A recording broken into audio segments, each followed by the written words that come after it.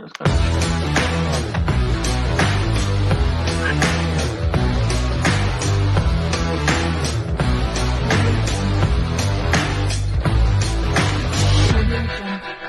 It's the London Lowdown. Good evening, everyone. Happy Thursday weekend for most people now with the Easter bank holiday coming in. Obviously, London Lowdown again, part of the weekly Armchair Kickoff podcast. We're going to be previewing the Liverpool and Arsenal game at the weekend. We're joined here today by two podcast regulars, William Bryant and Jennifer Bryant, both Arsenal fans. And we're delighted to have Keith from the Liverpool Daytrippers podcast here with us today. How are you doing, guys? Excellent. Yeah. Really good, yeah. Obviously, Keith, it's your first time being on the London part of the show. Yeah. Do you want to kind of give us a quick insight into the Daytrippers podcast for the viewers? Yeah. The LFC Daytrippers were obviously a Liverpool podcast YouTube channel. We put out about 5 nights a week. We do shows at 10 p.m. every night, and yeah, it's going well. It's going good. We try to be not of the righteous Liverpool or this, that, and the other. We try to be fair and balanced as much as we can. Or we think we do, and anyway, but then it'll come to doing this and it'll be all righteous and uppity about Liverpool. But no, we try to be fair, we try to be balanced, we try to get a good mix of stuff in, and we get fans from other clubs across as well. It's going well, it's going really well at the moment. And thanks for having me on. No worries at all. It's a pleasure, absolute pleasure. Obviously, Liverpool Arsenal the weekend, massive game, guys. A good way to kind of kick it back off again after having an international break. Obviously, not many people like international breaks, myself included.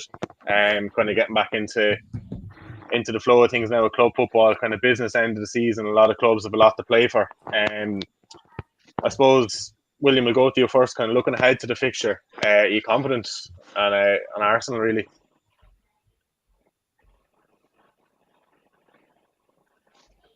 Did you hear you? I'll come to you first, Jennifer, on Arsenal's side, really. Confident would not be a word I'd use. It's Liverpool, and usually after an international break, it doesn't matter what we were doing before it. We could be completely opposite when we come back.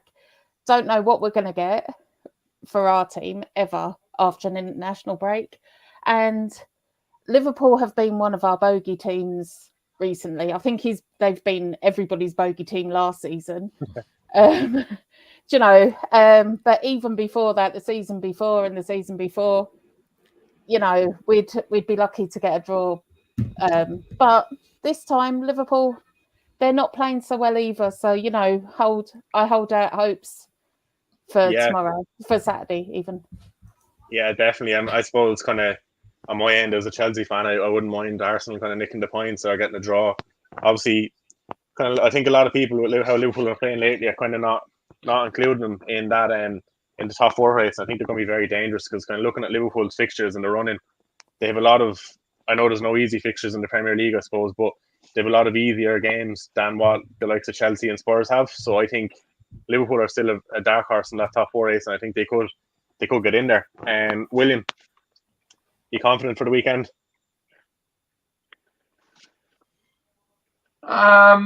Look, I wouldn't say I'm very confident. It kind of depends on what type of team we put out and how the injuries go from where we had only had 1 or 2 before the international break, but there's more key type players, I feel, in regards to the system that Arteta wants to play. But if they can come back, I'd be pretty confident that we can get all 3 points. But at the same time, it's right after it and it's going to happen. I think Liverpool will pick up form after the international break now. I think they've had their slump. It's like they've had this break.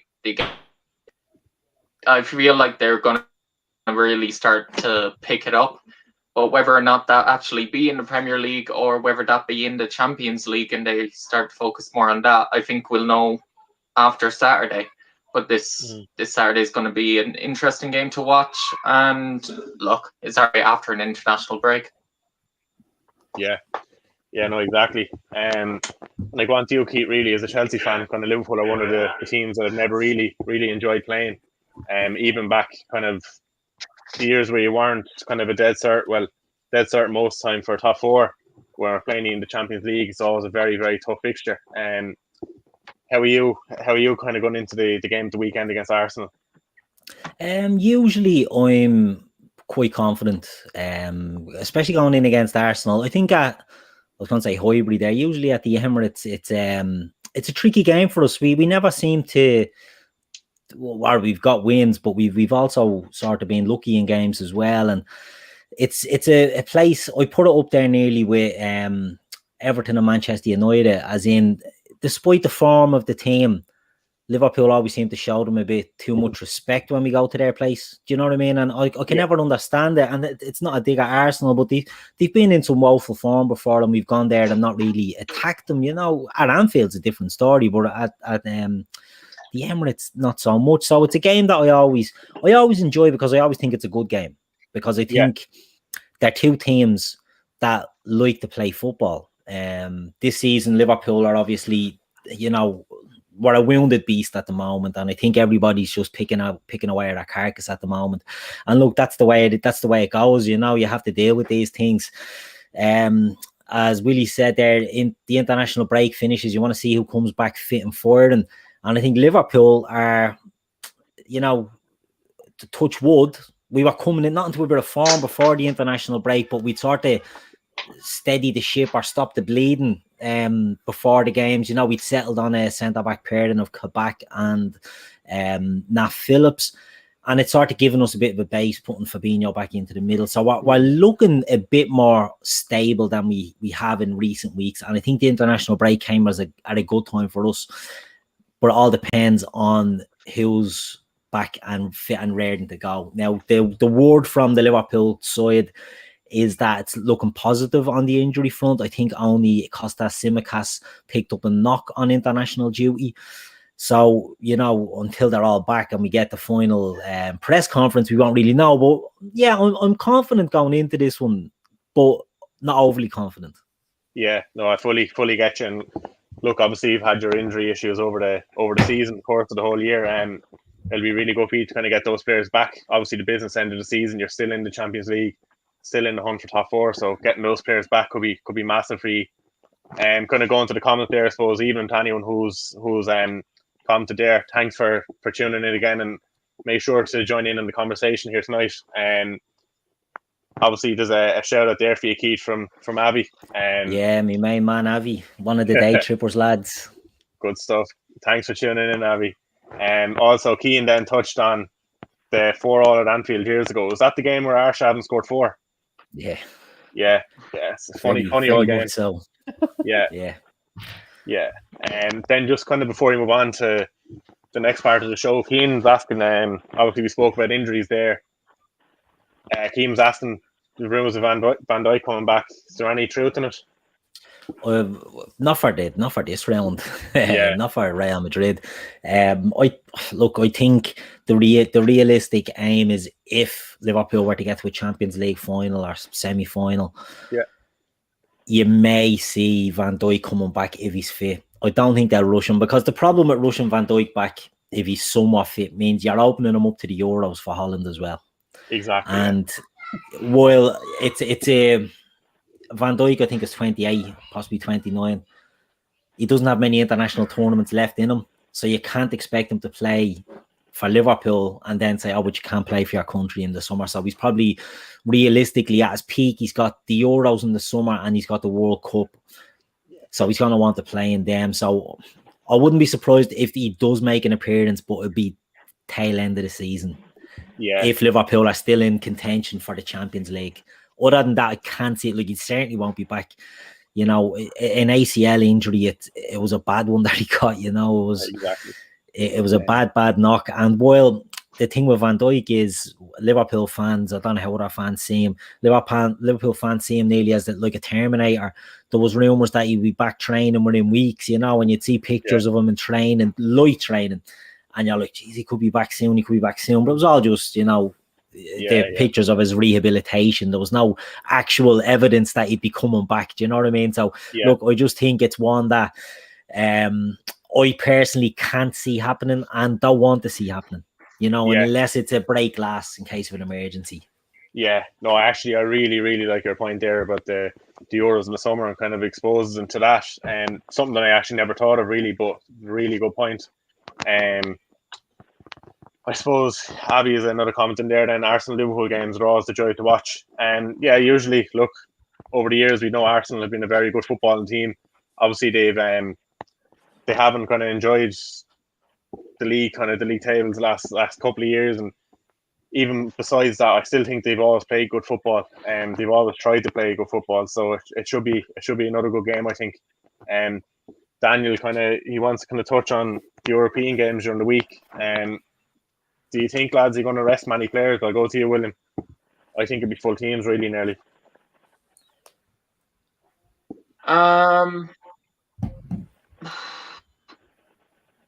It depends on how serious the injuries are to the two lads. I don't full game, especially coming straight back from an international break. I understand about the European competition coming up, but I think it's almost better to play him in this game to get him back into club mode into their mind, and then play again on Thursday, and then rest him more so next weekend. Against, well, we have Sheffield United, so you definitely expect a few rotations there for Europe. So I'd expect basically our strongest side to try and get them back into form. Yeah. Do you agree, Jennifer? Yeah, that's exactly what I would have said. Like, put us a strongest team together against Liverpool, give them the practice for Thursday. Even, like Saka's possibly injured. He rested. He was watching the England match, and Smith Rowe the same. We don't know. We haven't heard whether he's back or not. But they're the two players, if any, that I would want to see in, because they're brilliant playing together. And they need the practice for Thursday, and then with Sheffield United the following week, so we can rotate then. Yeah, definitely. Kind of Keith, on your side, I presume kind of with few players back, Liverpool will have a stronger outfit. Yeah, I mean, the way I see Liverpool going in this one, and it might not be, I'm not speaking for all Liverpool fans. Avi might jump down my throat in the comments. I would like to see Firmino play this if he's fit. It looks like he could be fit again. I think he plays well against Arsenal. He has a good record against Arsenal. And I would actually not rest Jota, but I would put Jota on the bench for this and look to bring him on to damage Arsenal, because I think he can do that. And then with the idea then of swapping them for Real Madrid, I think you put Jota in the starting lineup and take Firmino out, maybe, you know what I mean? So it's maybe a little bit of a balancing act with those forward players. But, the way I'd see Liverpool, it's hard. It's looking a bit more settled, with Liverpool, that you'll see Alisson playing in goal. Hopefully you'll have the two fullbacks will be there, the Trent and Robbo.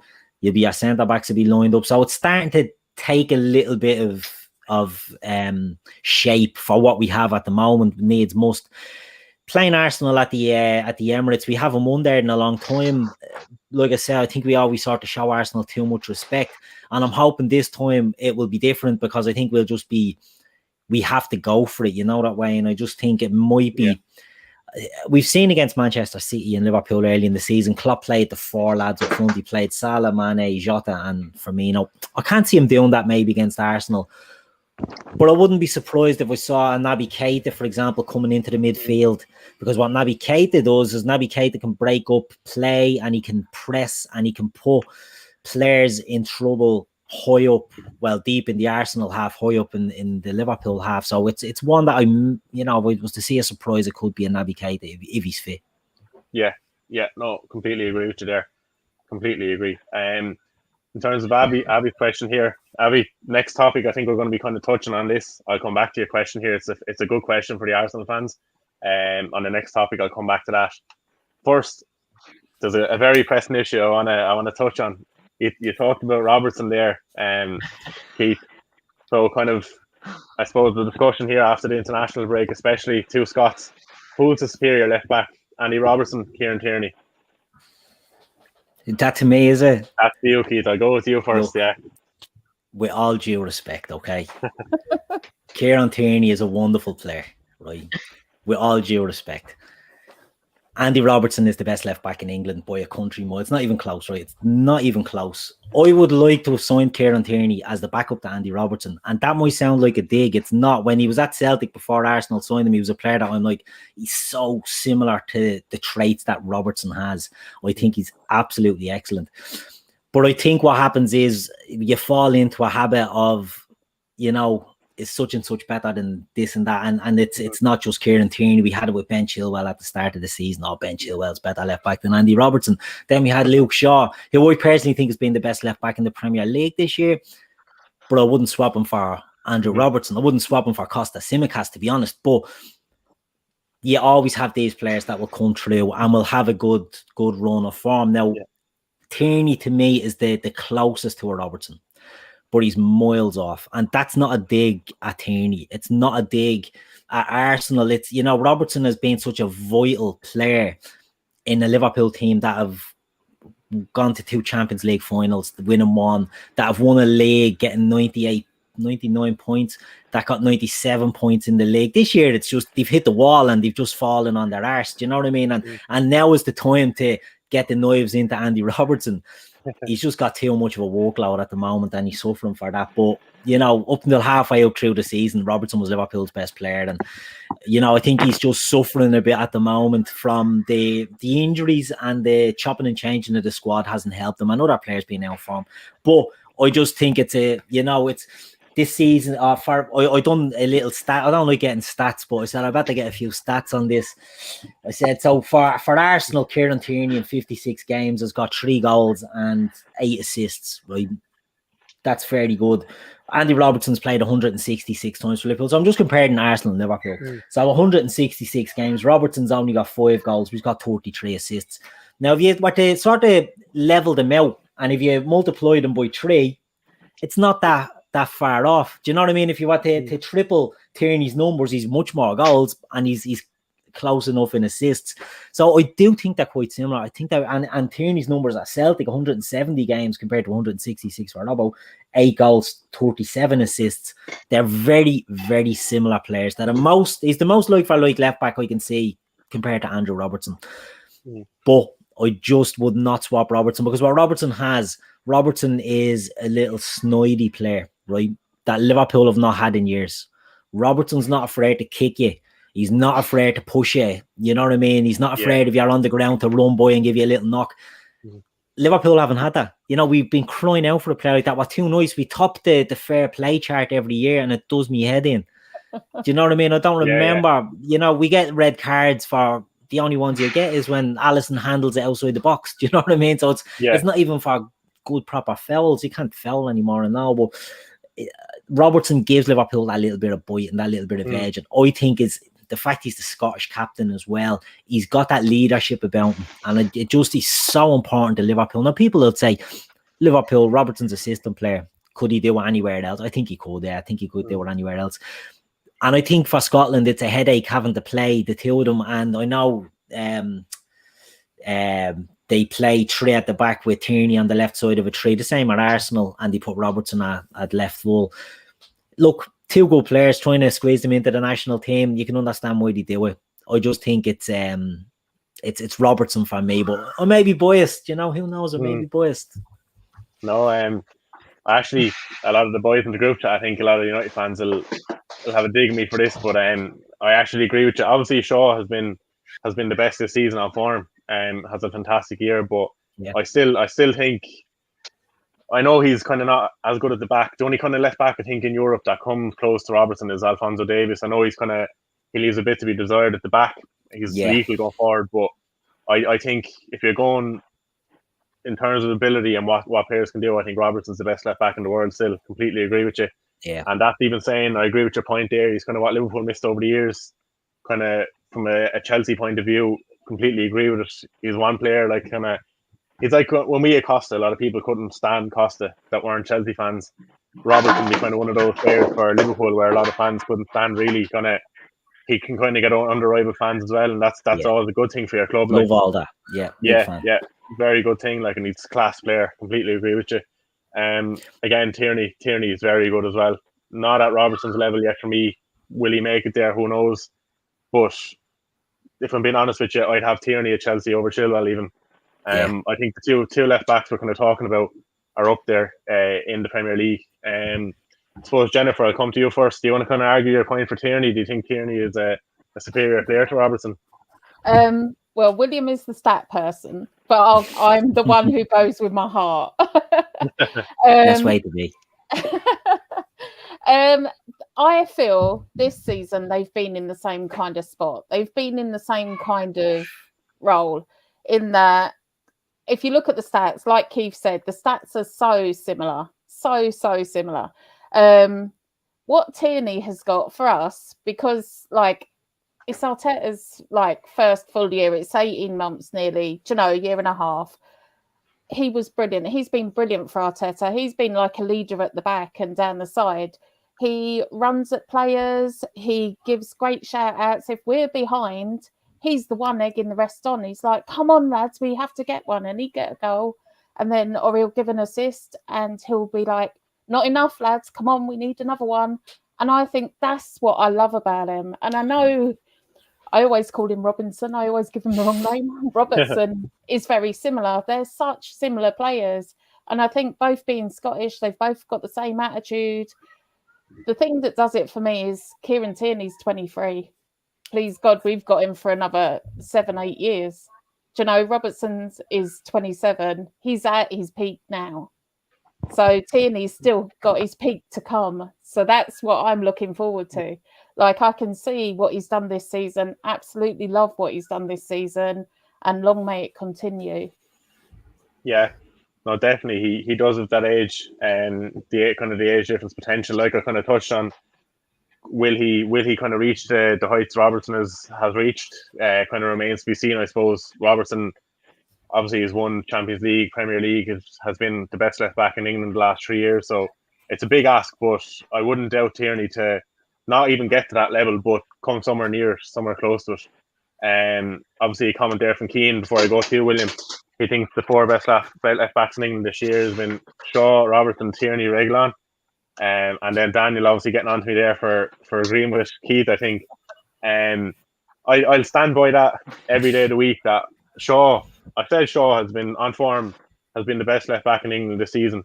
Robertson hasn't been, not that he hasn't been at it, but to the levels he's kind of produced the last couple of years, he's not at that level this year. But if you're asking me in the summer who I'm going to have at left back at Chelsea, if I could have anyone, it's going to be Robertson.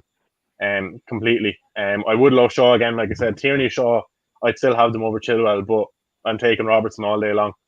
If I go to you, William, then I know you're a big Tierney lover. No doubt. Future captain, hopefully, anyway. That's the one thing I will say. In terms of him, yeah, he's quite young. The one downside to him, I'd say, is he has an injury in him.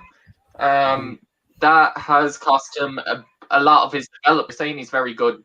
Like, his stats that I have in front of me are very solid so far this year, but it's unfortunate that not just this year, but last year he missed about half the season, I'd want to say. And this season he missed about 5-6 weeks through injury since December 26th is when he started to pick up his form. But in that time he also got injured, which is a shame because we have no backup left back, which is a nightmare. But when Keith was saying that he looked at the stats and they're very similar, like, up to them, yeah, they are really, really, really close. You've got, in terms of goals and assists, so Robertson's played 39 games and Tierney's played 32, and they both have 6 combined goals in assists. Tierney has 2 goals and 4 assists in the Prem, and Robertson has 1 goal and 5 assists. So you'll say the only thing anything different is if you had their Scotland form. Luckily, Kieran Tierney got a hat-trick of assists against the mighty, mighty Faroe Islands. And Robertson also got assists in that game. So you're looking at them. They're both flying down the side and doing well.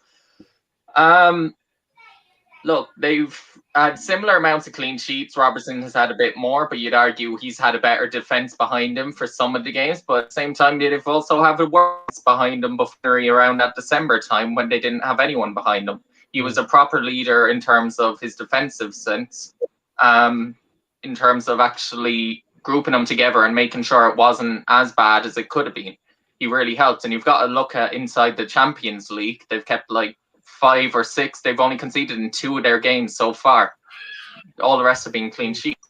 So I have praise for that. But interceptions, they both have 0.6. They both Robertson usually gets the ball a bit higher up the pitch, is what I will say. So if you're looking for Klopp's style of play in terms of high press, then you can see that here he's gotten more up the pitch. Tierney gets dribbled past more, but then because Liverpool regained the ball up the pitch more, Kieran Tierney then averages a bit more in terms of clearances. So you can see the difference even in the styles, but the two of them have done brilliantly. The one thing I'll say about Tierney is he has not had any error leading to a goal, or has not committed one penalty yet this season, which is, you look at a defender, is pretty wonderful for Arsenal, because we usually get the most error-prone players in David Bloody Luiz. They make enough for the whole team. Whereas you can't say Andy Robertson is errorful, but he's given away one goal, which was because of a penalty committed, one mistake. So I'm not going to say that's terrible, but hey, at least Tierney's been better in that stage. I want to jump in on that, Will, if I can. That penalty was against Brighton when Andy Robertson was about to clear the ball, eyes on the ball, and Danny Welbeck got in and nicked it in front of him, and then ran 5 yards and fell on the ground to win a penalty because he knew VAR was there. So I'm going to say that Robertson is he's pretty solid in there, but he does have that one blemish. So sorry for cutting across. Oh no, I understand. I actually didn't remember which one it was, but I definitely, once you brought it up, I remember the incident very clearly.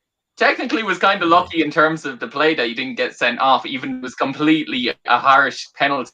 Probably should have been, but that's we'll agree to disagree on that. Because a few weeks before that, I saw David Luiz get fucking sent off for something terrible, which should have never been a red card. But that's the rules, and that's a different day. There you go. Look, if you're looking at arguments, I mean, Tierney has about a 62% success rate in terms of dribbling as well. Robertson has a 52%. So you're going to say, in terms for left backs, that's amazing to have over 50% of be successful. And especially the way they play, both bombing it down the left-hand side, like, you can see they're both amazing talents. Robertson is slightly better in defending. That's the one thing I will say that I've also noticed in terms of this. He's got a bit more, I don't want to say fight because they have more fight, but he's got more ability to just be a bit more physical, it feels like. Like, you often see it that Tierney isn't the best in the air, whereas Robertson's actually able to go up and fight them aerial duels. And that's why he wins about 54%, whereas Tierney is 28%. Yeah. What I will say, though, is, I don't know, not in terms of that. Look, they both lose. Robertson loses possession a little bit more this season, 20.9 to 17.8. Commits a little bit of more fouls, but that's through his rough nature of his game. And the one difference that I thought was a bit more interesting is Tierney gets fouled about 0.7 per game. So nearly once a game, at least, he gets fouled. Whereas with Robertson, it's only 0.3. So it makes me wonder if he just gets more time, or if everyone is more worried about the rest of the team. And that might be because of the quality elsewhere, that they're like focused on the front three, that Robertson gets more time. You can't catch Robbo, I'd say. But I can't fault him for playing at with quality players. Yeah. Now, do you know what? If I could again jump in there, that's it's just very interesting. A lot of stats. Go on. No, it's very interesting to hear them stats, and it ties in that they're very, very similar players. You know, the thing I'd say about Robertson, look, from what I've seen of Tierney, I'm a big fan of Tierney, but from Robertson, in his defence this year, you know, he's been playing in the Liverpool team that lose Van Dijk, who was the left-sided centre-back, right? So Van Dijk was on the side of Robertson for the last couple of years. He had Sadio Mane in front of him, and he loses Van Dijk this season, and Mane has just fallen off a cliff this year. So Robertson has not had the cover at the back maybe that he usually has, and he's also not having the outlet up in front of him to play, and it's probably his fault. But something you say about him not getting fouled as much is very interesting, because what we find as Liverpool fans watching it, teams target Robertson and Alexander-Arnold because they know if they can cut out the deliveries from the fullbacks, they can stop Liverpool. So it's interesting that he's not getting fouled that much because he does get targeted an awful lot. But I just think he's quite strong and he's quite quick. And usually with a quick player, the slightest touch will bring them down. But Robertson has this ability, and I'm not making him out to be some sort of Superman here, but he has this ability of riding challenges and getting, he doesn't look. His first thought isn't to go down. It's to get past the man to get the attack going. Yeah. So it's interesting that he hasn't been fouled more. Yeah. No, yeah, actually, I see that as well. I don't watch too much of Liverpool, but whenever I do, you can see that with Robbo, like the determination and to kind of keep going there and bomb up and down that line. I suppose, comment here from Kane, William, kind of first I'm reading, didn't take notice, but I think it's actually a small bit of a dig. What would you think with Tierney going to Liverpool in a couple of years and Robertson moves on eventually? Something you can see happening. Just to be honest, I don't see Tierney moving for a nice while, unless we have a total capitulation and stay in the position that we are and don't actually progress as a club. The only way I see that is 4 or 5 years, then they haven't reached somehow qualifying for the Champions League, getting up closer to where we want to be. That's the only way I see it. I think he's a key part of this Arsenal side. He's a proper leader, and I think he understands the role and responsibilities. Because if you look at the other teams around Europe, I think Liverpool would get rid of Robertson to get Tierney in. You've got another, he's 27, so you've got at least another 5 years left. And by then, Tierney will be 29. I'd expect him to be looking at someone a bit more younger and... It's just the way that Liverpool seem to buy players. It wouldn't be necessarily Tierney who's up to this level. They'd want to mould someone in their own way. I credit Liverpool in the way they do it. They have a set way of doing their transfers, and I do because I feel like at Arsenal we try and do a similar thing. Maybe not as successful as what Liverpool have done 5 years, but we've never gone to buy big superstars. We like to do it our own way and buy the players that we need for different positions, unless you're under Arsene Wenger, in which we always needed a defensive midfielder and he never bought one. What are you going to do there? A great man. The only way I see him moving is if, say, Barcelona, Real Madrid, a Genie, the left back. That type of way. I'd see him go more out of Europe for some reason. Yeah, no, look, I actually think Tierney could be Arsenal captain in time, to be honest with you. Don't know whether he'll move on, but I do think he will become captain at a certain point in time. I suppose, look, before we move on to the next topic, we can fit this one in here with Keane. Keith's question for you there. He's asking about Salah. Obviously, we're talking about kind of talented players. Yeah. He's asking for your thoughts on it. He's season's top scorer, and he's been criticised a lot, even though he's banging in goals. What's your opinion on kind of Salah? And you can see he gets stick on 9 sometimes. Yeah, it's crazy. Mohamed Salah, he came in, and right, Sean, you're a Chelsea fan, so you would have had prior with Mohamed Salah, and I don't think anyone expected the Mohamed Salah that rocked up at Liverpool. No. And when he did, I think people thought it won't last, and it is lasting. Mohamed Salah is smashing goal scoring records for Liverpool, and we've had some great strikers over the years, and he is smashing the records of them. It's outrageous what he is doing, and he still gets criticised. Liverpool fans can criticise him. And I think we watch him week in, week out, and you might think he's a bit too greedy. He's very much within himself. But then you see the amount of assists that he has. If you see Salah's goal involvements, it's outrageously better than you expect. You think it's all goals, no assists. He's got an awful lot of assists. So it's a weird one. I think the media target him, right? And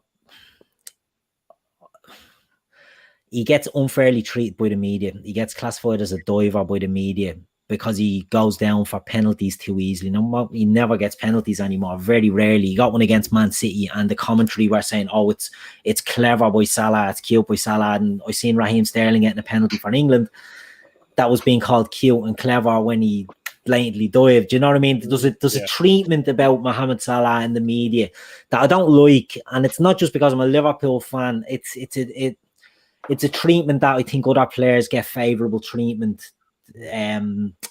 you know, Harry Kane, for example, there's no Spurs fans here, so let's throw Harry Kane under the bus. Harry Kane, for example, is a player who does an awful lot wrong in games and doesn't get pulled up. And Mohamed Salah goes down with contact, knowing that I have to maybe exaggerate this fall because I'm not going to get the decision, and he gets lambasted. I think there's an awful sort of mistreatment of Mohamed Salah and others in the media. In saying that, I just think his numbers are just bonkers. They're out of this world. You know, he's the top scorer again. He's not having a good season. Do you know what I mean? He's not having a good season. He could, but I'm saying he's not having a good season. What I mean is he could be better. You know, he could be smashing in 40 goals a season. And he's just phenomenal playing off that wing, you know. And the thing about it is, right, so he's playing off the right wing. I think Kieran Tierney is going to personally probably have him in his pocket in this game. I think, you know, Liverpool going up against his 3 centre-backs. Jose Mourinho was probably the first one to do this with Spurs. He put Jaffa Tanganga up against Mane and went sort of a full-back / centre-back, an athletic player that can run, and put him on Mane. And they do it on Salah as well. And I think it's a way of nullifying him, because you then have... Who plays left full for Arsenal these days, guys? Is it Saka? Is Saka playing sort of wing back, or what way are they going? What way are they lining up? Playing like 4-2-1, so our left back has been Tierney. Tierney has been the left winger to help. It depends on the game. Usually it's been Emile Smith-Rowe if he's fit, but Saka has played there as well. Yeah. I mean, I'd imagine it'd probably be Saka if he's fit. I know there's injury doubts over him and Smith-Rowe. Just for the fit, just for the physicality and the engine, you know, and it's nearly doubling up. But, you know, it's just one of them things you have to deal with as a top player. Let's see, Daniel, it's embarrassing how Salah goes down. You've got to admit it, Keith throwing his arms in the air. It's pathetic. I'm not saying he's the only one, like you've said. Daniel, who do you support? Who does Daniel support? I think he's a United fan. A United fan. All right, Bruno Fernandes. Like, I mean, if we're talking about embarrassing players that go down, I could reel off the Bruno Fernandes list. And that's not a dig at Bruno Fernandes. It's not a dig at Raheem Sterling for England. It's not a dig at Harry Kane. They all do it because they all have to do it. Yeah. Do you know what I mean? And with VAR now as well, there only has to be contact to be proven. Now, if you can show me an example where Salah dived, I'd be interested, because he tends to not dive that much. He goes down theatrically, but he goes down with contact. People say, oh, against Newcastle, he gets pulled back, but it's not really a pull, but it is a pull. Do you know what I mean? It may not be a chokehold, but it is a pull. You see other teams, like there's players that go down with no contact and they're called cute and clever. Mohamed Salah goes down exaggerating a contact to maybe elaborate the foul, and he gets called a cheat. You know what I mean? And pathetic, in Daniel's words. You know what I mean? I understand tribal rivalries and all that sort of thing, but it just sort of proves the point. You know, Salah's pathetic and he's, you know, it's embarrassing. Very interesting from a Man United fan saying that. What's his thoughts on Bruno Fernandes? Out of curiosity. Yeah, if you want to send in another comment there, Daniel. Sure, we're in there, Daniel. Yeah.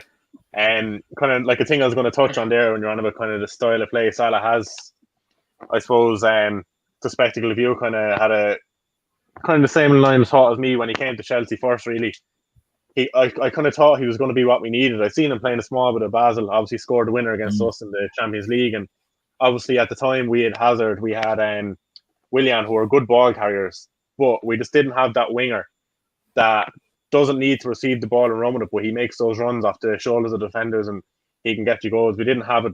And in fairness, now when he came to us, he didn't get that many opportunities. Few games he was poor in a lot of the games we played, but kind of an example actually is against Arsenal when we beat you 6-0, guys. Salah obviously came on and scored in that, running off the shoulder and that, and you can see what he's doing with Liverpool. And like he's lethal at doing it, and there's not many ways you can keep him out, really. But yeah, no respect to give you. I think it's a very good point on Salah there. I suppose, look, we'll move on to the next topic. We've debated enough about Robertson, Tierney, Salah and Bruno, but Daniel, if you want to send in your comment there, I'll be interested to see it. I suppose the next point we're going to go on, obviously, kind of Arteta trying to build at Arsenal, Klopp built at Liverpool. I think the only difference is Klopp kind of had a Bundesliga in him and a Champions League final. Yeah, kind of Arteta's coming Bundesligas, Two Bundesliga, sorry, yeah. Kind of coming in from scratch. I'm going to go back to Abby's kind of comment there. It's going to kind of touch in really. I was going to ask, I'll go to you first, Jennifer. Do you think Arteta should be given the time that kind of Klopp was given? Obviously, he didn't win straight away. He had a very, very poor Liverpool side, in my opinion, when he came in. He's done a very, very good kind of job to overturn that team and bring in the quality that he has now. Abby asked if Arteta managed to guide Arsenal to the Europa League and win it, like, would that mark a successful first 18 months? And I'm going to ask you, do you think he should be given a lot of time to make this Arsenal side his own? I'll go to you first, Jennifer. Well, if you've been watching me on Three Devils and a Gooner, you will know that I said, definitely we are going to win the Europa League. Definitely. I just know it in my heart. I think Arteta's doing a good job. Now, he's using the league, in my opinion, he's using the league to work out his teams for the Europa League. Even putting Callum Chambers in there, just, in the last game we played, it was like, we were all like, what is he doing? But Callum Chambers had a brilliant game. He can't run, but the crosses he put into the box, it was unbelievable. So we got to remember Arteta won the FA Cup as well last season. He was only in, since Christmas, and he got the FA Cup last season. If he gets the Europa League this season, it's a big step forward. Yeah. And I don't think it matters necessarily if we win the Europa League where we come in the Premier League. If we don't win the Europa League, that's where people will be going, oh, well, it was a crap season. Look where we are. Look what we're doing. But also, from Christmas, he brought in Odegaard. For the January window, he brought in Odegaard. Smith Rowe, Saka have come up from our academy. He's putting his team together slowly but surely. He got rid of a load of deadwood in January window. And I'd say you can see the team turning around now. You can see where he's going. You can see what he wants. So it's up to the board then to give him some more of the players that he wants, Personally, I like what I see at this time. I like what I'm seeing. I don't like when we draw 1-1 with Burnley, but it's a process. And I know he's trying things out in a different way to see what works in the league. He's using the league as just a little kind of to see where they are. And then you see him in Europa League. He's doing really well. So, I would have full faith in Arteta. And I'm not going too far with that. I don't, I wasn't pleased when we got him, but I kind of knew we were going to get him. The way everybody was talking. And I don't think Arsenal want to be seen as a club that just gets rid of managers. I don't think they haven't got the money to be a Chelsea. I wish we did, but we haven't. So they have to give him time. And it looks like when they got Odegaard for him, and they got Partey, and, I think the board are behind him. I think they're giving him a bit of respect and a bit of time and trying to get the players he wants. So, I think it'd be a good season. Europa League win would be fantastic, in my opinion. Look, it's a pathway back into the Champions League, and I think it's a big step towards whatever you're trying to build. If you can get into the Champions League, it's kind of a good platform for attracting players to the club. Look, William, before I come on to you, I'm going to touch on it because it's interesting, kind of the Salah and Bruno topic there. Kind of a few comments came in.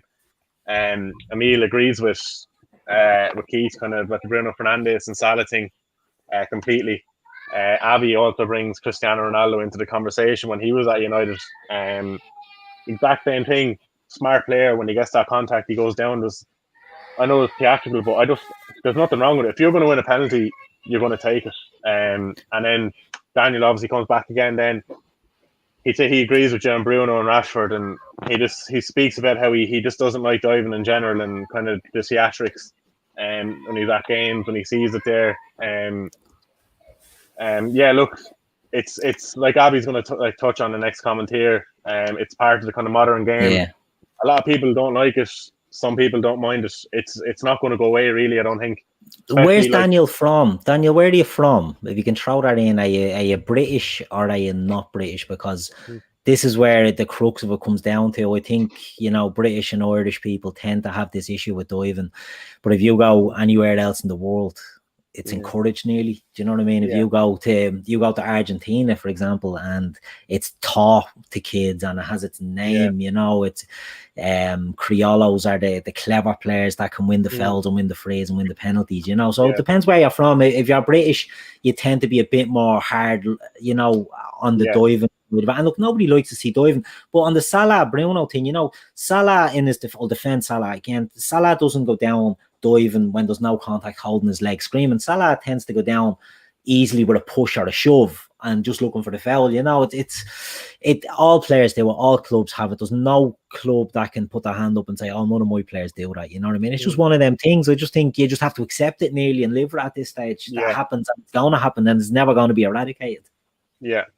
No, definitely agree with you there. Then I suppose, look, I'll come back to you, William, there about Arteta and if you think he should be given time. Kane just kind of comes in there. Kane's obviously a Manchester United fan, but he'd like to see Arsenal beat Slavia Prague, I believe, in the next round of the Europa, especially after all the incidents in the Rangers game. Look, it's disgraceful and something that we're trying to get out of the game. Hopefully something will be done about it in the kind of consensus on social media, the whole lot, as an all around, not just in the field but everywhere. Look, William, this year now, if you win the Europa League, if you don't win the Europa League, do you think Arteta deserves time? Yeah. I've never really doubted Arteta's ability as a manager.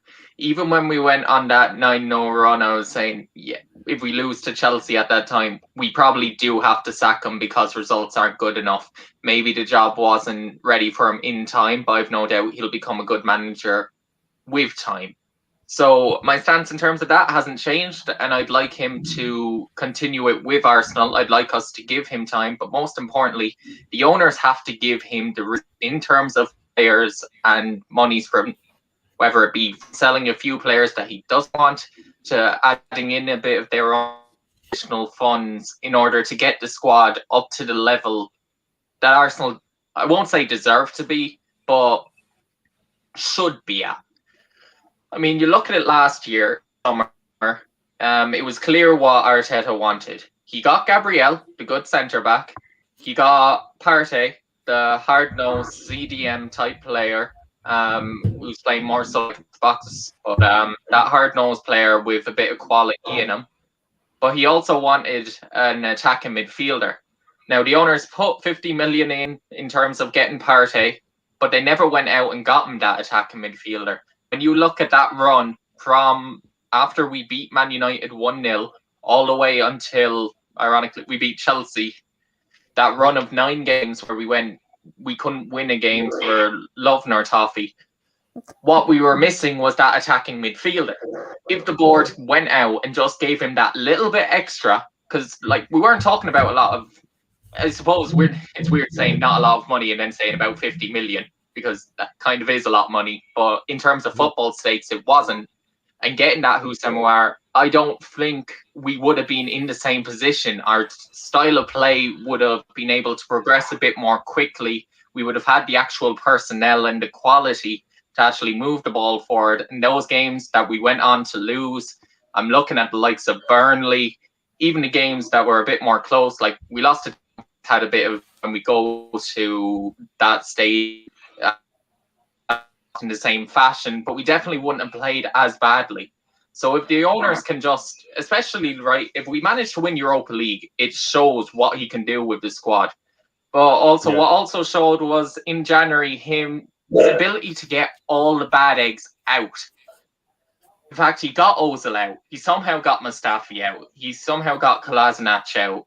All these ones that seemed to just, as Arsenal fans, we just didn't enjoy either when they played or their presence around. I know Ozil was a divisive figure in the sense that some players loved him for his quality, but we weren't exactly his fans, I know, here in this household.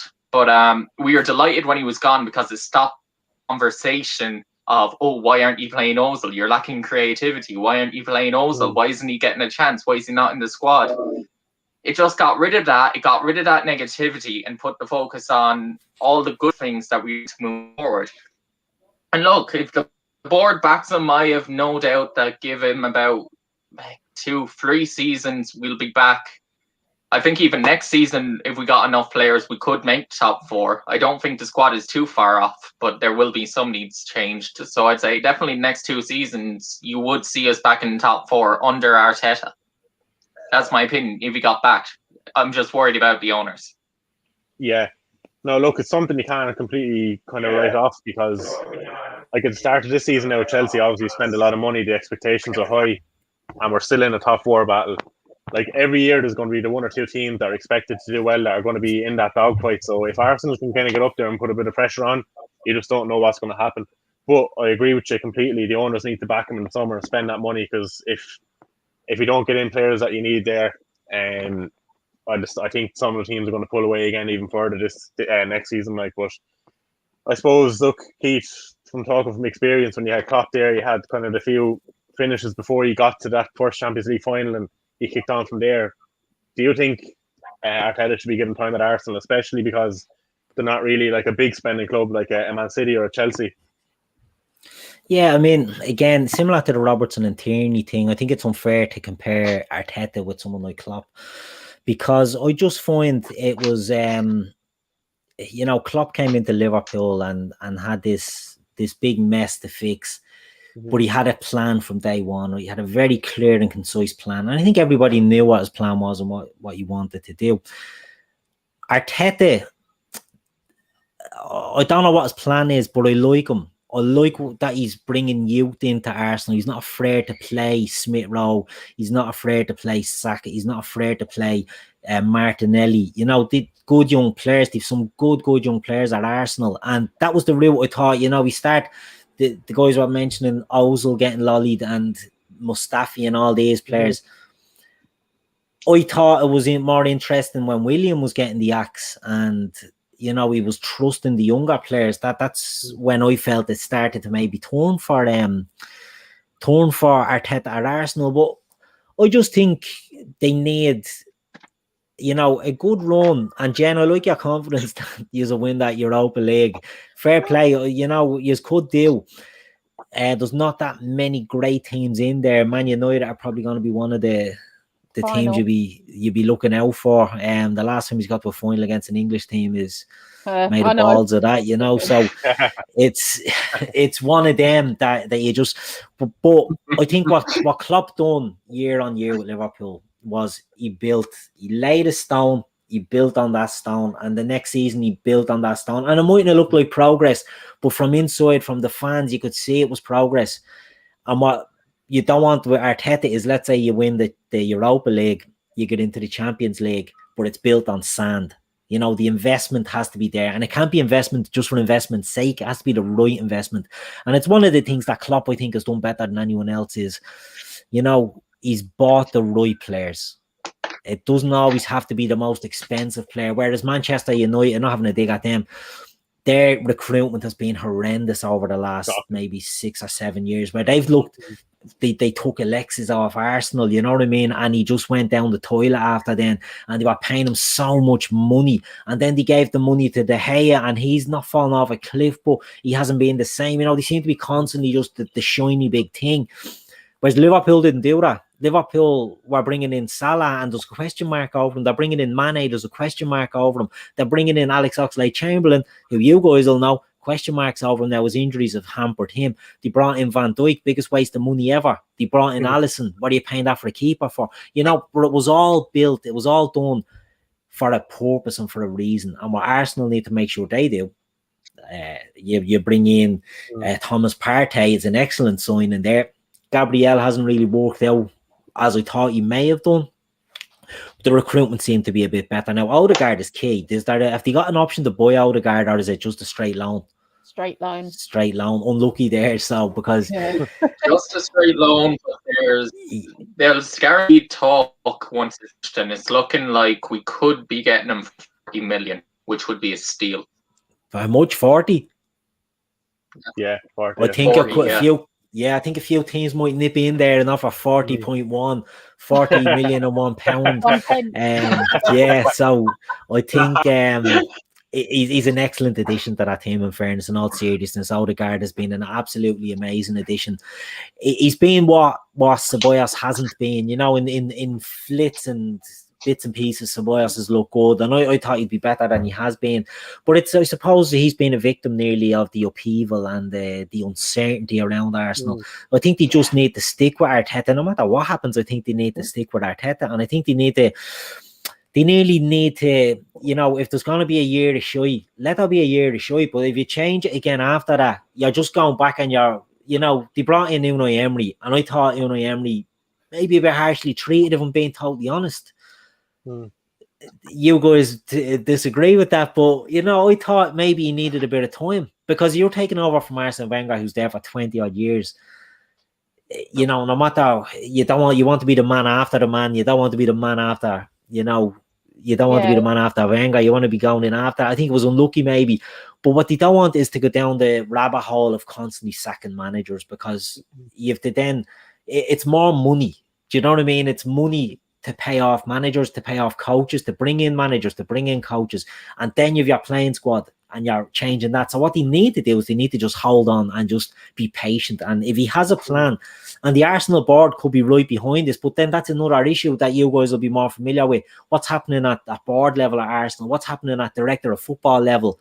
Because they're bringing in guys and they're changing them, and Adil is coming in there and he's got power, and then you don't know what's happening there. So I think there's all that confusion, but a long-winded point, I know, but I think Arsenal need to make sure that their foundation is built on stone and not sand, because Liverpool came second in 2013 under Brendan Rodgers, and you knew it was a joint big sandcastle that was just going to collapse, and it did. Klopp has built solid foundations, and I think Arsenal, Arteta, if he can do that, I think I don't think next year they'll challenge for top 4. I think in 2 or 3 years they will, and that's not, you know, a pat on the head. You might be lucky, and in 2 or 3 years is a challenge. It's a gent. There's a lot of big teams there now. Those teams have spending power. Leicester have spending power and have a good recruitment as well. So Leicester are going out there, and talking about left backs, we didn't mention James Justin, who's been brilliant there. You know, Leicester can go out and buy Yuri Tielemans for whatever 40 odd million after having him on loan with unchallenged. You know, so other teams have to spend the power. I think Arsenal need to be clever and need to be cute and need to plan and strategize what they want to do going forward. And if they do that, I think, you know, it's definitely a possibility to get back in there, but it's not a given. And even for Liverpool, we miss out on Champions League this year. I think we can soak that up. I think we can take it. We miss out on it again next year, then it becomes a problem, because players don't want to know. If you're not in the Champions League, players don't want to know. And then you have to go down the road of throwing money at them to make them want to know, and it's a slippery slope. No, 100%. Can I just butt in about Unai Emery? I just say one thing, right? When we had Unai Emery, we didn't know what team we were playing from 1 week to the next. We did not know what system we were playing from 1 week to the next. And it was an absolute nightmare. He was winging it, or if he wasn't, it seemed like he was winging it nearly every week. And as an Arsenal supporter, you're like, what is this man doing? Whereas under Arteta, as I said earlier, you can see where he's going. Since Christmas and getting Odegaard, getting the player that we want, like we couldn't get Aouar, but if we'd have got Aouar, he's a similar player to Odegaard. He was what we wanted. Do you know? And we can see where Arteta's going with that. So I don't think Emery was harshly treated, because I just like, oh my God, couldn't wait to get rid of him. Whereas Arteta, lovely fella, want to keep him. Fella. Done a good interview. I liked him. I thought he was a lovely gentleman. Good evening. Lovely chap. Look, I suppose there's a comment there I have to touch on as a Chelsea fan. Amy, United fan, coming in asking, did I enjoy Vernon missing their sitter last night?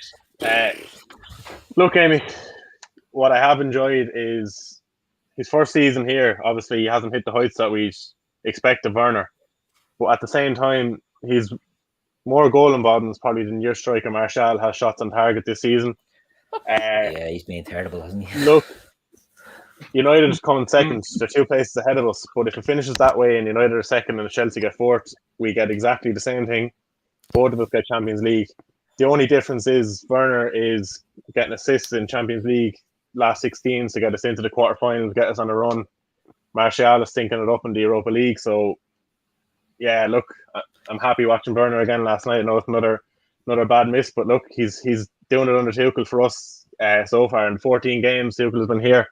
The only 2 games that we haven't scored in is the 2 games where he didn't start.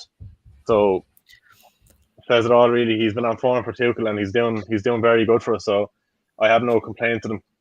Obviously first year, so hopefully next season now he kicks on and gets even more goals. But yeah, no, thanks for the comment there anyway. But look, Sean, can I jump in? Can I jump in and just say, if Liverpool win the Champions League, big if, and if Arsenal win the Europa League, big if. Chelsea want to hope they don't finish 4th because they won't be getting any Champions League football. I actually read about this recently. Has that changed? No. They can only, I think, have 5 representatives from one country, can't they? Oh no, sorry, yeah, it's if the Europa League is won as well, yeah, sorry. Yeah, so if Arsenal win it and are out of the Champions League places, Liverpool win it and are out of the Champions League places, they'll automatically go in along with the top 3. So Chelsea, do you want to look at Leicester and start trying to reel them in as well? Yeah, no, I do think the two kind of places in the top 4 are still up for grabs, but maybe this year Leicester might kind of see it out. I don't know, but North London is red is having great crack in the chat there about when my hair grows back. Listen, mate, Sloppy G, I don't know what that's a dig. Very cocky Arsenal fan is all I'll say. You know, you haven't had too much to be cheering about in the last while. I'd hold fire if I was you. Yeah, exactly. I suppose, look, Daniel's kind of touching there. Before we move on to the next kind of topic, Daniel's just asking about Arteta in the summer, maybe with Partey obviously, as far as I know, Arteta wanted both, not just one. So, guys, do you think Arteta was backed in the summer? Yeah. Like William said earlier, partly. Not to the fullest. Well. Yeah, look, exactly. Yeah. Another comment from go on, William. No, that's pretty what I was gonna say. I know he said Arteta didn't want Partey, he wanted Aouar more. I understand that, but I feel like he wanted both, and we just couldn't afford both. Yeah, and Abby's coming back in there again with the Istanbul as donkey, so Avi's fairly confident it's coming again. Avi has been saying that a while. Yeah, Avi's been beating that drum for a long time. I've seen 2 kind of threads on Twitter, one on the Chelsea side, one on the Liverpool side. It's actually it's crazy how everything is lining back up to when he won it in Istanbul. Kind of, there's a lot of things lining up, and when Chelsea won it in 2012, there's a lot of things lining up again, and it's crazy. Yeah, it's crazy. Avi again coming in, saying Orr was wanted by Arsenal, but all has changed post late on in that deal. Look, I'm actually really happy you didn't get him. I think he's a fantastic player. Or I was kind of dreading you getting both. I thought we might have went in for Partey in the summer if you were going for Orr as well. But if he managed to get Hossam Orr, I think he'd have a seriously good midfield this season. I think we're going to go for Hossam Orr in the summer. I think Liverpool are going to go for him to replace Gini Wijnaldum. Savage sign, he will be absolutely savage. He's a great player. Seen him playing so many times, and he's very good. Always impressed me. Look, I suppose when we're kind of talking about there, the Champions League, kind of if Liverpool won that, and if Arsenal won the Europa League, Keith, I'll come to you first. Kind of from right here, right now, I suppose, we're kind of getting a few players back from injury. What would you kind of have a minimum expectation? What are you expecting from now to the end of the season with Liverpool? Yeah, it's so hard to predict with Liverpool, and that's not me bottling out. You know, you touched on we've an easier run in. They're the games that have absolutely killed us. Do you know what I mean? Since over Christmas and since then, it's been absolutely the Fulhams, the West Broms, the Newcastles, Burnley, Brighton, all taking points off us. So we nearly want to be playing the bigger teams to try and maybe lift ourselves up. So it's hard.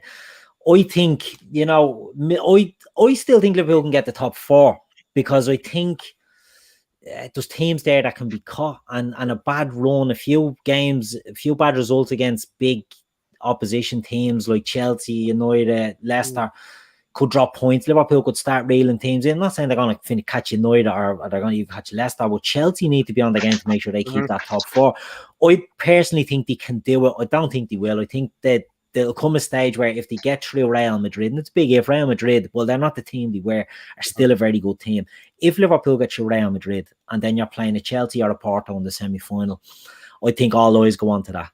And then I think Klopp starts resting players in the league, and that's when your form slips away. So I don't think we have the personnel at the moment to go for both. So I think, you know, it'll be one or the other. I think if we get beaten by Real Madrid, we'll focus hard on the league and try and just reel in the teams. I don't know. Does this Mickey Mouse competition next season as well, the UEFA Conference or the Europa Conference? Do not want the bar of that. Don't know what the entry into that is, but whatever it is, Jesus, I don't want that. So you know, if it means missing out on Europe altogether, I'd rather that, because I wouldn't even want Klopp going to games in that. I'd be sending the under-18s and the under-18s manager. Yeah, definitely. No, it's. I touched on that years ago with Chelsea when we had the bad kind of year after we won the league with Mourinho, and we kind of put a run together at the end of the season. I was hoping we weren't even going to get Europa League at the time.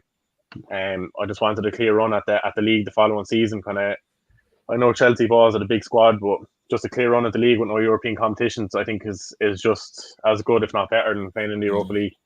Abby kind of touched on there with the R. He thinks the trade and secrets there, so could be something in that. Or it could be Abby's in the know. Yeah, Abby knows. Another question there then from Daniel. He's asking me, Keith, there, how many Arsenal players do you think get in the Liverpool team at the moment? It's a hard question. At the moment, Liverpool aren't great, so probably a few Arsenal players would get in. I mean, I think Alexander Lacazette, for example, is a fantastic forward. Yeah, I think he gets goals. Arsenal fans don't seem overly fond of him, but he gets goals, and you know, Liverpool aren't getting goals, so you know, any Arsenal attacker would probably get into the Liverpool attack at the moment. It's centre back, so you know, who's playing centre back for you at the moment, I'm sure would get into air defence, although we're improving in that way. But if you're looking at a fully fit and a full strength Liverpool team, none of the Arsenal team gets into that, and that's again not a dig. It's just a fact, you know. The good Arsenal players, Partey, I think, will be an excellent signing for Arsenal. I think he's a brilliant player. He's what they've needed. They bought Lucas Torreira to be the man to solidify the midfield. He's about 4'8". Do you know what I mean? He just didn't have the physicality to do it. Xhaka is a bit of a head case. Do you know, Partey looks like he could be the right man at the right team, to be honest. I think he could be a good signing there. If they get Odegaard done or they get a Hossamauer in there, that changes the game for me with Arsenal. But at the moment, great young players, great young talents. I'm a huge fan of Martinelli. A few of them would get in the current Liverpool team that could line up on Saturday, but in the overall Liverpool team, I wouldn't say many would get in, to be honest. And that's not a dig, or it's not meant as a dig to Arsenal. I just think they have a bit of work to do to get to that elite level. And Liverpool and Man City in the last few years have just been on another planet to the other teams. Liverpool are only we're there to be picked at now because of an injury crisis and things like that. That can happen to anyone. Do you know what I mean? Yeah. But that's the reason why we're on the ground and everyone's circling us to have a bye. Other than that, we've been sort of in a different stratosphere. So, you know, at the moment, there's a fair amount of good players at Arsenal, but you know, usually you play in the moment. You know, Arsenal aren't playing against Virgil van Dijk and Joe Gomez on Saturday. They're playing against Kabak and Phillips. They're playing against Thiago, probably Fabinho, and could be Gini or Keita in the midfield. You know, I couldn't even predict the team, to be honest. It'll be a tough one. Yeah. Just kind of touching the comment there kind of gives me bad memories. Kane, just about the semi-final, obviously, years ago, Chelsea-Liverpool, the ghost goal, Luis Garcia. Great goal. One of my favourites. Look, that was it the year after Istanbul, was it? No, that was the Istanbul game. That was the semi-final. Yeah, that was the semi-final that year. I remember, sorry, Milan actually got to the two finals. He beat them that year and they won it the year after. I was getting mixed up. Yeah, no, look, really bad memories of that. I thought we were unbeatable last season, obviously, with only conceding 15 goals in the league, really, on the Mourinho and the team. And look, at the time, you look at that Liverpool team, that they had for the like Champions League final, the standard. You look at it, you'd be kind of thinking like, oh, how were they in the Champions League final? But obviously the spirit that they got the whole way, won that. It was unbelievable last season. Like, and look, I suppose if you got offered the same thing again this year, to be 3-0 down the final to come back and win it, you take it. Like, take the hand off, get to the final. Yeah, so yeah, look, it's all about getting there, isn't it? Yeah, no, look, if semi-final again, if it does end up in Chelsea Liverpool, it's kind of, I don't mind playing Liverpool in the Premier League on a Saturday or a Sunday. It's Liverpool in Europe, I think, kind of scares me that a little bit more, and top over 2 legs. Yeah, over the empty stadiums, but are the big bleeding. You know, it's one of the. It's not an excuse, and North London is red. Will probably throw this as an excuse. All Liverpool fans with the excuse. You know, Liverpool have been one of, if not the worst, impacted by the no crowds. It sounds silly, but I think, you know, some teams have benefited. Manchester United, I think, have benefited. I think West Ham have benefited because the toxic sort of fan base at West Ham towards the owners, towards the manager, and all of a sudden they're not in and West Ham are flying. I think Manchester United, where Ole Gunnar Solskjaer flip-flop, and 1 week he's dirt and 1 week he's the best thing since sliced bread. I think if the fans were there'll be a lot more pressure. I think it is taking its toll. I think Liverpool are suffering. I think Leeds are probably suffering from not having fans in their first year back. It's just a big... So I don't think the Liverpool on a European night, I think it's the best year to be getting them on a European night, to be honest. Yeah, if there's any time to be getting them, really. Then Daniel kind of touched on Arsenal, I suppose, a bit of experience at the back. Look, I think Louise has a bit of experience. It's kind of good to have around the camp around the younger players and that, but like he said, he has a mistake in him, and he's kind of not what you need there if you're going to be challenging for top 4, really. But I wouldn't be, if I was an Arsenal fan, I suppose I wouldn't be opposed to having Louise there as a 4th kind of choice and having him around the squad. I'd rather have him there than the likes of Pablo Mari and stuff, but yeah, you're not going to be having him in there if you're going to be going for top 4. North London is red then. He knew he's going to come in with this, but the excuse. Get the excuse away before he beat you, Liverpool. You guys. Listen, you know, at the end of the day, if we beat you, North London is red, they'll be hiding somewhere. Do you know what I mean? It's just one of them things. I said it earlier, it's not a game we tend to do well in for some reason. Even when we're flying and Arsenal aren't, we go there and we just don't do the business. But look, we'll be there and I'll come back on the show if Arsenal beat us, and I'll happily come back on and take me licks, and North London is red can line up and have a dig if he wants. But no, look I'm confident enough. Yeah. North London's red was kind of touching on Partey and Jack. I think they get into the Liverpool side. Don't agree myself, and Kane doesn't agree either. No, he wouldn't get near it, to be honest. No. Look, the Liverpool field is better. Look, I really do like Partey. I think if there's any midfielder kind of that'll push to get in there, it could be him, but Jack is not getting anywhere near it. Yeah, look, I'll come to you guys now. Jennifer and William, kind of I'll go Jennifer first. What's your kind of expectation between now and the end of the season? Obviously, you kind of touched on that you think you're going to win the Europa League. We are. We are. I just have, from the beginning of the season, I just know we are going to win. Touchwood anyway. We are going to win the Europa League. And after that, if we don't win the Europa League, we will, we have to get into 6th place. So that's why, like I've been saying all along, Europa League is brilliant. Got to stick in that. Got to keep going. But you can't lose sight of the league. You know, 6th place is in touching distance. So they have to keep going in the league as well. Because just in case, God forbid, we meet say Sparta Prague, I expect to get past. I reckon we'll get Villarreal in the next round. And God forbid Unai Emery does a job on us. We need to be able to get into Europe next year. And 6th place is the way of doing it. Yeah. You know? Yeah, look, it's reasonable expectations. They'll come the end of the year. Obviously, kind of like you're looking at United being the other kind of side in the Europa League that you kind of worry about most. But it's definitely there for Arsenal if they can kind of put a bit of form together for it. And if it gets there, it'd be an Arsenal United final. And we haven't lost to them this season. Yeah. You know, I wouldn't be scared of them. Yeah.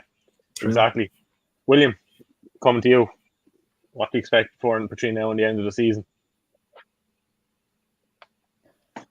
The most important thing is win on Thursday and to make it through to the Europa League semi-final, we honestly just have to try and win Europa. It's the most important thing. I wouldn't be as confident. I actually am worried about if we manage to get there at the semi-final against Unai, because he somehow manages to always make it to a bloody Europa League final. He even did it with us, and then didn't. Then he may as well not have travelled to the Europa League final and did absolutely terrible, but still managed to get.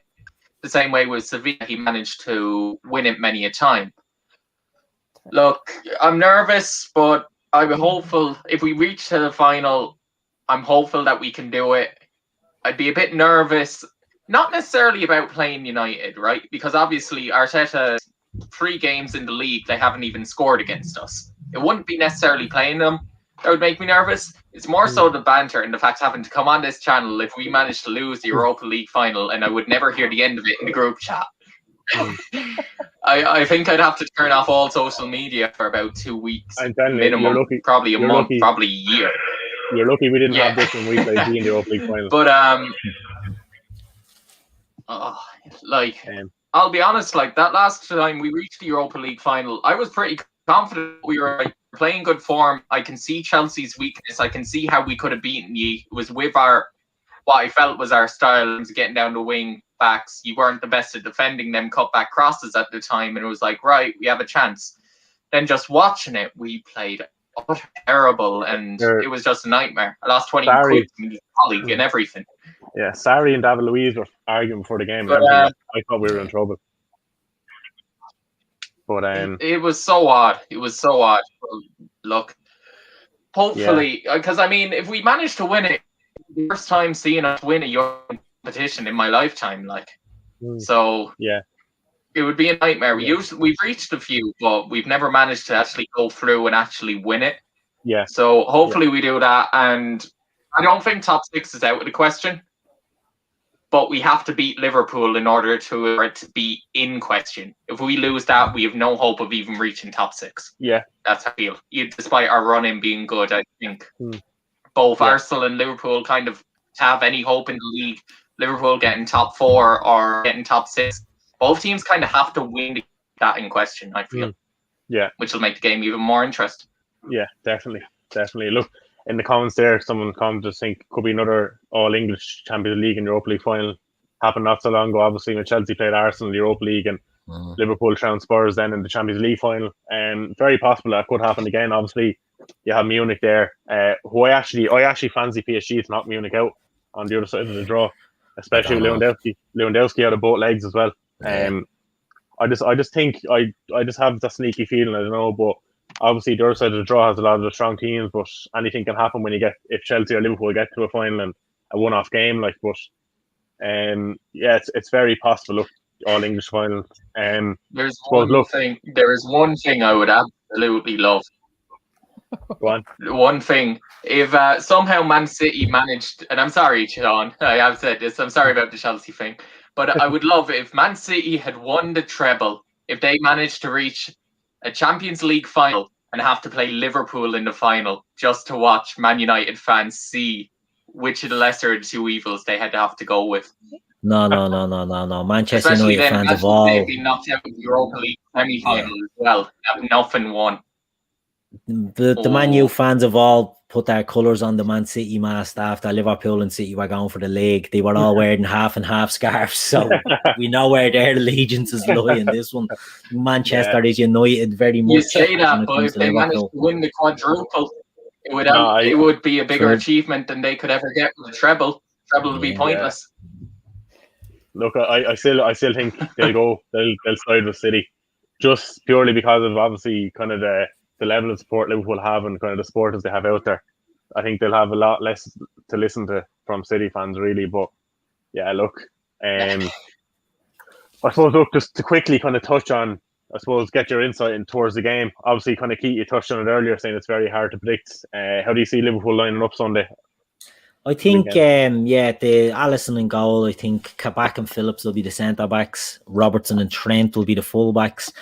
I think the midfield will have Fabinho at the base. I think it'll be Thiago. I think it'll be Wijnaldum, but I wouldn't be surprised if there was Keita thrown in, just for the fact that I think he can win the ball high up and put Arsenal in trouble, which they won't want. And then I think the front three, I think, will be Mane, Salah, and Firmino with Jota on the bench, with the idea that Jota comes in for Real Madrid. Do you know what I mean? So that's how I see it going. Yeah, that's, I think it's fairly spot on there. Jen, first, suppose we'll come to you now. Who do you see starting for Arsenal? Well, I said Leno in goal, obviously. Cedric as my right back. Love Cedric. Gabriel and Louise in the centre and Tierney on the left. Right. I'll do normal. Xhaka, Partey, Odegaard. Then I would put Pepe on the right and Smith Rowe. 1 minute. I've got to do my ref on the left. And then I'd have Lacazette as my striker. Right. This is one thing William and I don't agree on at all. I personally would drop Oba to the bench every single match from now till the end of the season, because he's not been performing whatsoever. And yes, he can come on and score and do good things, but he hasn't shown it. And he's got a new hairstyle and he's gone in the dressing room. Everybody else was changed. If you look at the video, everybody else was changed and in their kit, and he was walking in. So was he late again? His attitude since Midfield has been absolutely disgusting. So I love Lacazette and I love Thomas Partey and I love Pepe. I really am a big and I think Odegaard, Smith Rowe, and Pepe play really, really well with Lacazette. Do you know? Is Aubameyang the captain there? Is he the club captain? I mean, that's disgraceful. He is being rotten since he got that new deal in the summer. His attitude has been disgusting. And that's a big issue, I think, that if Arteta, if he's a man of sort of substance, I think he needs to get on top of. I think he needs to strip the captaincy off him. And I think it's going to be hard to get rid of him. Do you know what I mean? Because you've got too much money involved. It's like Ozil again. You give them these whopper contracts, it's hard to move them on then. So I think he's going to have a big job trying to whip him back into shape. But I'd start with taking the armband off him. Oh, God. He dropped him for the Tottenham match. And it was a shock. And you could see him. He was like, oh, God, sitting in the stand. And we, thank God, beat him. And beat him well. So I just... I'm really disappointed with Aubameyang. Really disappointed. But then I love Lacazette, and I would keep Lacazette if I could at the club. What we were saying before about Louise, I'd have Louise in my defence, because even though he has got an issue with him every time, he can do something really stupid, but he brings some sort of kind of gel towards our defence. Himself and Gabriel just seem to be a really good little partnership there in the centre defence. Do you want William's opinion? I'll get him to come into this room on here. Work away. I can talk to Keith. Look, can I just throw in there? King of Arsenal there is trying to throw in about the excuses of injuries. No one's talking about Leicester's injuries. Listen, mate, if you don't think Liverpool have been unlucky with injuries by having season-ending injuries, season-ending injuries to Virgil van Dijk and Joe Gomez, and then Thiago getting a 3-month layoff when in his second game against Everton, and then Jota missing. I mean, if you think Liverpool's injuries and Leicester's have been similar, I don't know, sort of, if that's how you see it. Look, there's no hope for you. Yeah. Well, I was actually going to kind of touch on there, Keith, was going to ask you kind of like from an outside view looking at Liverpool, or Arsenal, sorry. Kind of, I actually like Lacazette myself. Do you think he's kind of like a striker that can kind of play in a similar mold as Firmino? Like Firmino can kind of drop deep and create a lot, and he can get them goals as well. Do you see Lacazette being somewhere similar to Firmino? Yeah, it's a very good point. I see North London is red is saying Oba is better than Firmino, but I think that misses the whole point that Firmino's a worker for Liverpool, and he's a player that sort of glues the system together. This season he hasn't been. For 18 months he's been off the boil, Firmino. He's really hasn't been doing it, but Aubameyang is not a team player. Lacazette, I think, is a team player. I think he sort of puts the team before himself. And I think he's more of a, to compare Aubameyang, he might have more goals than him, but it's not a good comparison. I think Lacazette is that type of player, isn't he? That will sacrifice himself for the team. And look, I'm a big fan of players that do that. So I think if you put in the hard work, the rest will come. You can be the best individual with the best goal scoring record. And as Jen had said, Aubameyang has the fancy haircuts and he wraps his Lamborghinis in different colours every week and all that. But, you have to be putting your team and putting your work in. When you're not scoring, he's only got 9 goals or something this season, and I don't know how many of them are penalties, but he just hasn't been at the races of Aubameyang for me this year. Yeah, most definitely. No, I completely agree with you there. Everything you kind of said is spot on. Like, William, look, I suppose how do you see Arsenal lining up this weekend? Right, this is what I would like to see in terms of the team if everyone was fully fit, in terms of Smith Rowe and Saka being okay. Leno in goal. I think Cedric is our best right back. I'd be in agreement with Jen in terms of that. I just think Bellerin, whenever he plays, he just seems to run into the other players, run into blind alleys, and doesn't have the ability to get out of it. And he's very inverted, which then means that the winger just has to stay out wide. And I just don't think it suits. Our style. I think his time is up, and I'd say he'll be sold in the summer.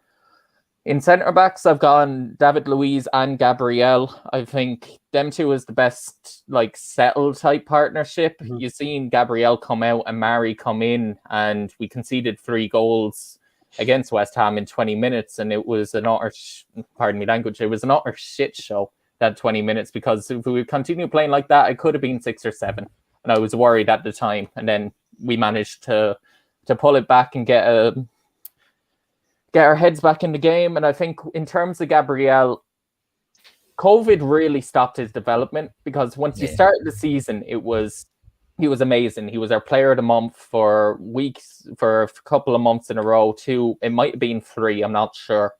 It was either 2 or 3. It was very close. And he looked like a world beater.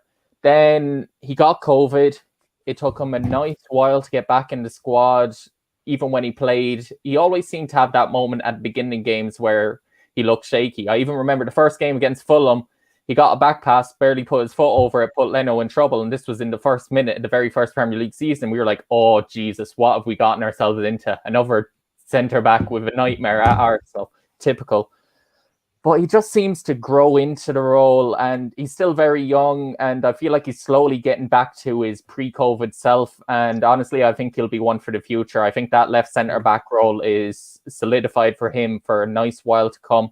And I think him and Tierney work actually quite well together. They've got a bit of confidence in each other, in the sense that once Tierney goes bombing forward, he has a bit of relief that Gabriel is behind him and can do it with a bit more freedom, which then gets the best out of Tierney himself.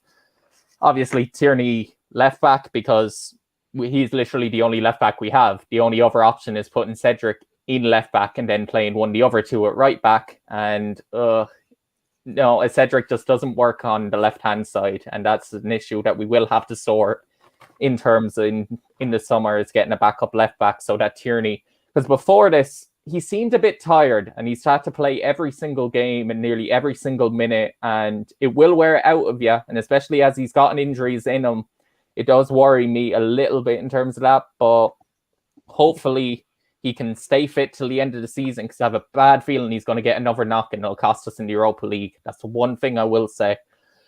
But hopefully I won't put it into existence, and he'll stay fit and he can be one of the ones lifting that trophy. In midfield, I think the best 2 are Partey and Xhaka. Partey is more like our box-to-box, with Xhaka then being the one that sits. Hopefully after the summer... Look, I'm not in the camp that hates Xhaka. Yes, he has mistakes in him, but he also has a decent role in the squad. Do I think he's good enough to get us top 4? No. There's a reason why since he's come in, we've never finished top 4. But do I think he'd be a capable squad player?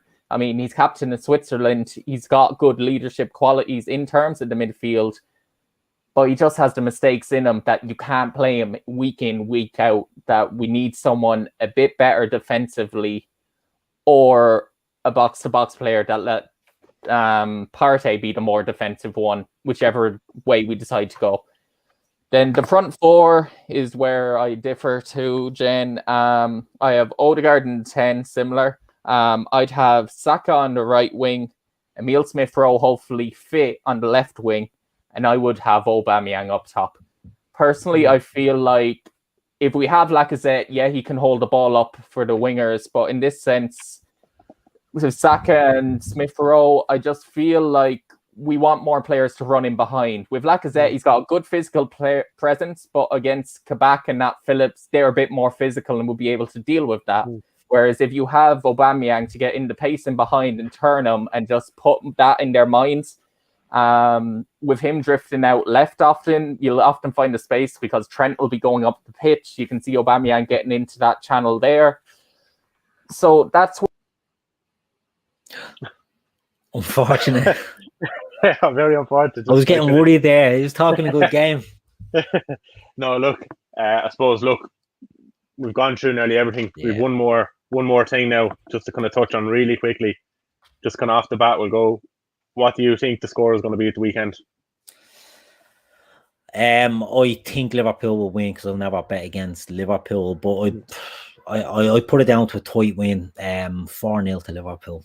No, I'm joking. 2-1 to Liverpool. I think Arsenal are a good team. I think they can score a goal. I think Liverpool need to be at it, and I'm just hoping that the break will do Liverpool good, and I'm just hoping for a win. Arsenal are a good team. I like Arsenal. I think they're a big team. I think they're a team that should be run better. I think their problems are at the very top rather than on the pitch, but it all seeps through. But I just think Liverpool need to win, and if Liverpool don't perform, it's going to be telling for the rest of the season. So I'm going for the 2-1 win. Yeah, 2-1 win to Liverpool. Yeah. Look, I suppose before I go to the Arsenal fan, William, on my side, I'm going to agree with Keith. I was going to go for 2-1 myself. Arsenal are a team that are capable of beating a lot of top teams, including us. United, you to see last year at City in the FA Cup semi-final. However, I don't think Liverpool are one of those teams. Even when Liverpool aren't playing well, I just think they're dangerous. Just with the front three that they have. I just see him edging it out tomorrow. I'm going to go 2-1 Liverpool. William, how do you see it going? Right. If it's Saka and Smith-Rowe on the wings, I think we can scrape it in terms of them being more intelligent and being able to find the spaces, and we'll get more chances. So I'm going to say we win 2-1. However, if they are out, if it's just Smith-Rowe out, I think we can nick a draw with Pepe coming in on one side and Saka being on the other side. But then if both of them are out, you'll see Pepe on one side, you'll see William on the other side. And with that, I'd prefer Lacazette actually starting. But with that, I honestly would see a 2-1 win to Liverpool. Yeah. So it depends on the team we put out. I think we have the ability to do it. Do I think we will? I'm a little bit optimistic, especially if Saka plays, given that it's the anniversary of Rocky Rocastle. And Saka being the current number 7, I can see him just having a fantastic game. Gone again. Look, there's back. Want to pay that internet bill there? That's really weird because last time it just went out of the StreamYard link whatsoever and just went into the main StreamYard page. It's really weird. But anyway. Yeah. No, look, I think the thing to take from it now is Arsenal have the ability, but will they do it? Is the thing to take from it. Look, guys, we've covered everything tonight. We've had a really long podcast, a really good one. Really appreciate Keith coming on. Obviously, as everyone can see, he knows his football. Very, very. How can I say it? I don't often say this, but a good Liverpool supporter. Not everyone will agree. And look, the way I know we can be a bit snappy at some of the comments and all that, but you have to just sort of fight your corner as well. Do you know what I mean? Look, you have to exactly. You have to be able to, if you're going to give the stick as well, you have to be able to take the stick. And I can take stick, and I just hope some of the lads in the comments can take the stick as well. Yeah. Now, look, lads, really appreciate Keith coming on. Make sure you give the LFC Daytrippers podcast a follow. Subscribe to the channel. That's the most important thing there. And make sure you give Keith the follow as well. You can see his handle underneath his image there. I'm sure that's your Twitter handle, is it, Keith? It is, yeah. Yeah, Twitter one. Again, Will's Twitter handles underneath his. Mine and underneath mine. Make sure you give the follows, and then also at Gooner_Jen for Jen that was on, but my laptop. Also, yeah, and make sure to give a like and subscribe as well to the weekly Armchair Kickoff podcast. Very important to us that our viewers enjoy our shows and keep coming on and contributing, and we really appreciate everyone coming on and continue the comments and have the debates, and it's what makes the channels work. So thanks everyone for listening again and for your comments. Really appreciate it.